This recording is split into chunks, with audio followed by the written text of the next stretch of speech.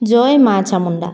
19 এপ্ৰিল 2025 শনিবাৰৰ বিষয়ে আমি ৰাশিফল ক'বলৈ ওলাইছোঁ। আজি হৈছে কৃষ্ণপক্ষৰ ষষ্ঠী তিথি আৰু আজি বহাগ মাহৰ 5 তাৰিখ। আজি নক্ষত্ৰ থাকিব 10:21 পুৱালৈকে মূল নক্ষত্ৰ আৰু তাৰ পিছত পৰিব পূৰ্বাষাঢ়া নক্ষত্ৰ। কৰণ থাকিব ক্ৰমৰূপে বনিজকৰণ আৰু গড়কৰণ আৰু যোগ থাকিব আজি শিৱ যোগ। আজি যিসকল শিশু জন্মগ্ৰহণ কৰিব তেওঁলোকৰ জন্ম ৰাশি বা চন্দ্ৰ ৰাশি হ'ব ধনু ৰাশি আৰু আজি যিসকল কন্যা পুষ্পিতা হ'ব তেওঁলোকৰ তুলনি বিয়াৰ যোগ হ'ব পতিহীনা যোগ। আজি অভিজিত মুহূৰ্তটো থাকিব 11:54 পুৱাৰ পৰা 12:46 দুপৰীয়ালৈকে আৰু ৰাহু কালটো থাকিব 9:06 পুৱাৰ পৰা 10:43 পুৱালৈকে আৰু আজি পূৰ্ব দিশত দিশকুলটো থাকিব।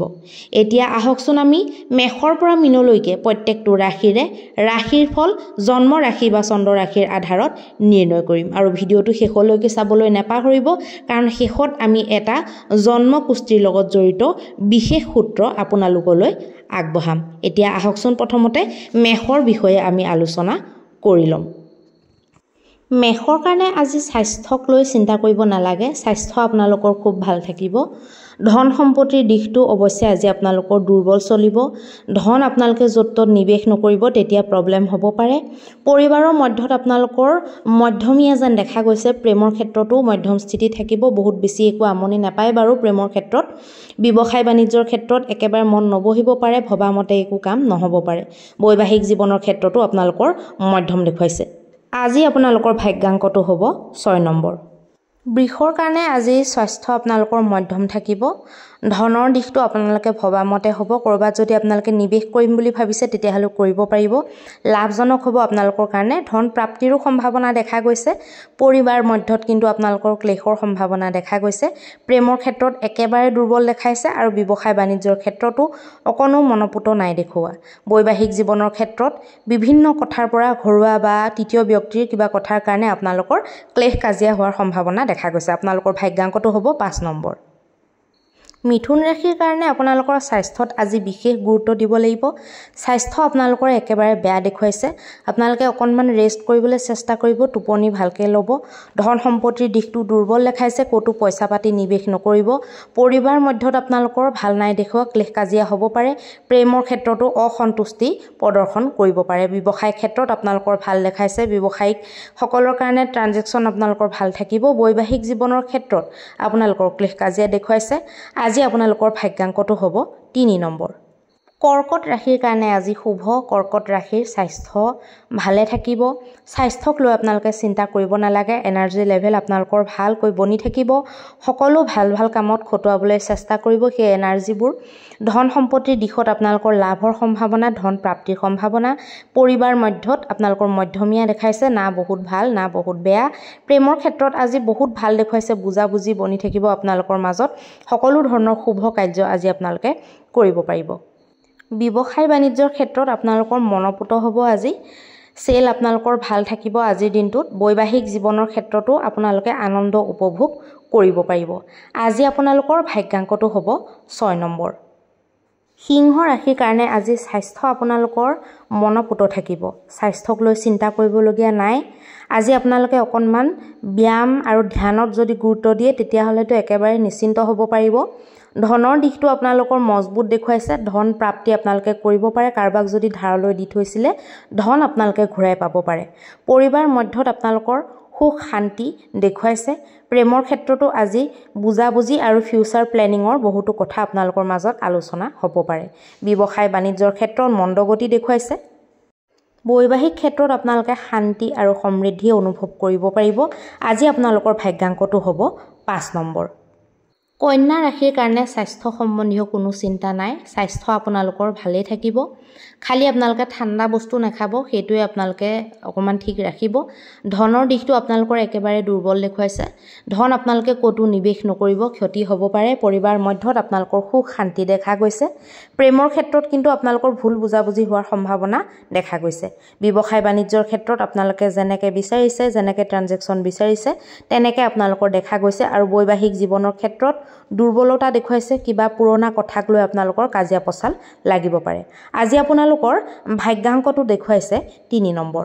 তুলাৰ কাৰণে স্বাস্থ্যক লৈ চিন্তা বনি থাকিব বতৰৰ যিকোনো বেমাৰে আপোনালোকক আক্ৰমণ কৰিব পাৰে ধনৰ দিশটো অৱশ্যে আপোনালোকৰ বহুত মজবুত দেখাইছে কিবা বস্তু কিনাৰ কথা আপোনালোকে ভাবিব পাৰে প্লেনিং কৰিব পাৰে পৰিবাৰ মধ্যত আপোনালোকৰ আলোচনা চলিব পাৰে পৰিবাৰৰ সুখ শান্তিও আপোনালোকৰ ধুনীয়াকৈ দেখা গৈছে প্ৰেমৰ ক্ষেত্ৰত কিন্তু আপোনালোকৰ ভাল নাই দেখুৱা অবাবতে মানে কোনো কাৰণ নোহোৱাকৈ সৰু কথাতে আপোনালোকৰ কাজিয়া বা বেয়া পোৱাপুই হ'ব পাৰে ব্যৱসায় ক্ষেত্ৰত আপোনালোকৰ লছ হ'ব পাৰে আজি একদম বেয়া দেখুৱাইছে পইচা পাতি ব্যৱসায় ক্ষেত্ৰত আপোনালোকে নিবেশ নকৰাটো ভাল হ'ব বৈবাহিক জীৱনৰ ক্ষেত্ৰতো যিকোনো অসন্তুষ্টি আজি আহিব পাৰে যিকোনো কথাক লৈ সেইটো হ'ব পাৰে তেনেকুৱা যদি আপোনালোকৰ হয় আপোনালোকে নিজে সৰু হৈ পেলাই পৰিস্থিতিটো ঠিক কৰিবলৈ চেষ্টা কৰক আজি আপোনালোকৰ ভাগ্যাংকটো হ'ব 5 নম্বৰ বৃশ্চিক ৰাশিৰ কাৰণে কিবা স্বাস্থ্যজনিত সমস্যাক লৈ আপোনালোকে টেনচনত থাকিব পাৰে অকণমান আপোনালোকে স্বাস্থ্যটোৰ কেয়াৰ ল'বলৈ চেষ্টা কৰিব ধনৰ দিশটো আপোনালোকৰ দুৰ্বল দেখুৱাইছে গতিকে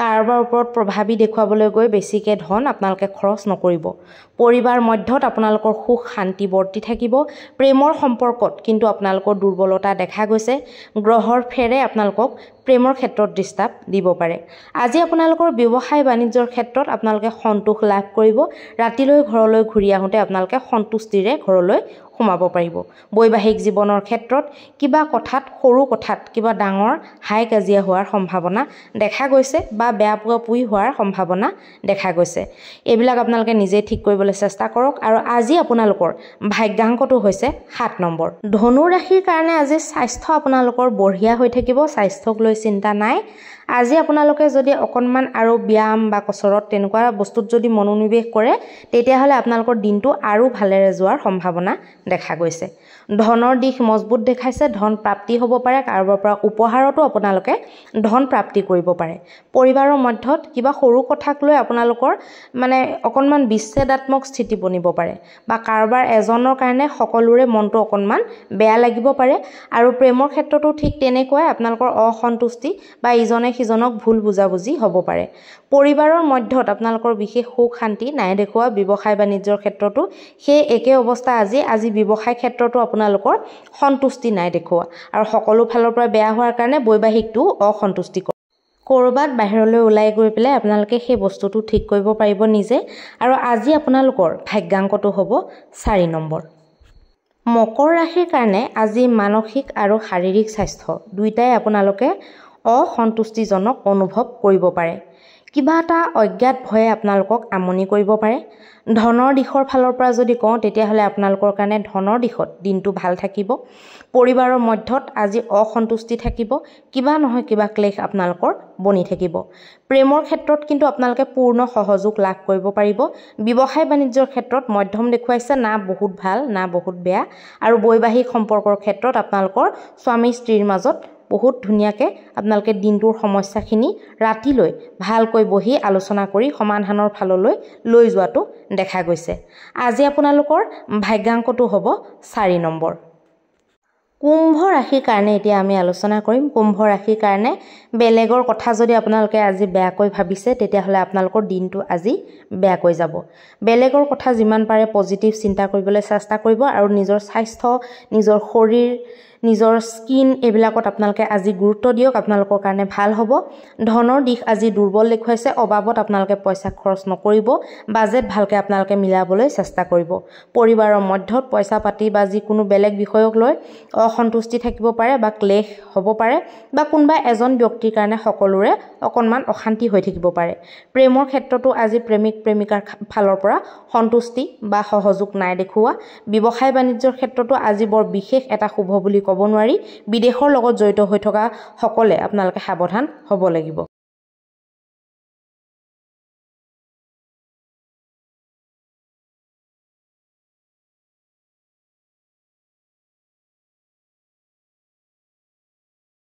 বিদেশৰ লগত যদি আপোনালোকে কিবা যদি ধনৰ লেনদেন কৰে তেতিয়াহ'লে বিশেষ সাৱধান হ'ব বৈবাহিক ক্ষেত্ৰতো আপোনালোকৰ ফল আজি ভাল নহ'ব আজি আপোনালোকৰ ভাগ্যাংকটো হ'ব 2 নম্বৰ মীন ৰাশিৰ কাৰণে যদি স্বাস্থ্য আপোনালোকৰ ভালে ৰাখিবলৈ মন আছে আজি আপোনালোকে শাৰীৰিক এক্টিভিটি কৰিব লাগিব কিবা নহয় কিবা আপোনালোকে মুঠতে কৰক, মুঠতে কৰাটো দৰকাৰী। ধনৰ দিশটো আজি আপোনালোকৰ মজবুত দেখুৱাইছে। ধন যদি ক'ৰবাত নিৱেশ কৰে তাতো লাভ হ'ব আৰু ধন প্ৰাপ্তিও হ'ব পাৰে। ধন আগমনৰ আজি দিশটো ভাল দেখাইছে। পৰিবাৰ মধ্যত আপোনালোকৰ সুখ শান্তি বৰ্তি থাকিব, ভাল দেখুৱাইছে। সকলোৰে মিলাপ্ৰীতি দেখুৱাইছে। প্ৰেমৰ ক্ষেত্ৰতো আপোনালোকৰ মধ্যমীয়া ফল দেখুৱাইছে। ব্যৱসায় বাণিজ্যৰ ক্ষেত্ৰত উন্নত ফল আজি আপোনালোকে দেখিবলৈ পাব আৰু বৈবাহিক জীৱনৰ ক্ষেত্ৰতো মধ্যমীয়া স্থিতি, তাত একো অসুবিধা নাই দেখুওৱা। আজি আপোনালোকৰ ভাগ্যাংকটো 9 নম্বৰ থাকিব। এতিয়া আহকচোন আমি জন্ম কুষ্টি বা জন্ম কুণ্ডলীৰ লগত জড়িত এটা বিশেষ সূত্ৰ আপোনালোকলৈ আগবঢ়াওঁ। জন্ম কুণ্ডলীত যদি গুৰু আৰু মংগল এই দুইটা গ্ৰহ যিকোনো স্থানতে যদি একেলগে থাকে, বিশেষকৈ যদি কেন্দ্ৰ স্থানত একেলগে থাকে আৰু অংশগত যদি বলৱান হৈ থাকে, তেতিয়াহ'লে জ্ঞান আৰু পৰাক্ৰমৰ এটা বিশেষ সংমিশ্ৰণ ঘটি পেলাই সেই মানুহজনক সমাজত প্ৰতিষ্ঠিত ব্যক্তি হ'বলৈ সেই গ্ৰহে বাধ্য কৰায়। আজি আপোনালোকৰ মহা উপায়টো একেলগে শুনি লওক। আজিৰ মহা উপায়টো হৈছে আপোনালোকে যিকোনো আহঁত গছৰ তলত বা বট গছৰ তলত 7 গছ চাকি, আপোনালোকে পিয়ৰ তেলৰ চাকিত অকণমান হালধি আৰু অকণমান যদি তিল আপোনালোকে দি পেলাই জ্বলায় আৰু গছৰ যদি আপোনালোকে 7 বাৰ প্ৰদক্ষিণা কৰে বা পৰিক্ৰমা কৰে, অত্যন্ত শুভ ফল আজি আপোনালোকে লাভ কৰিব।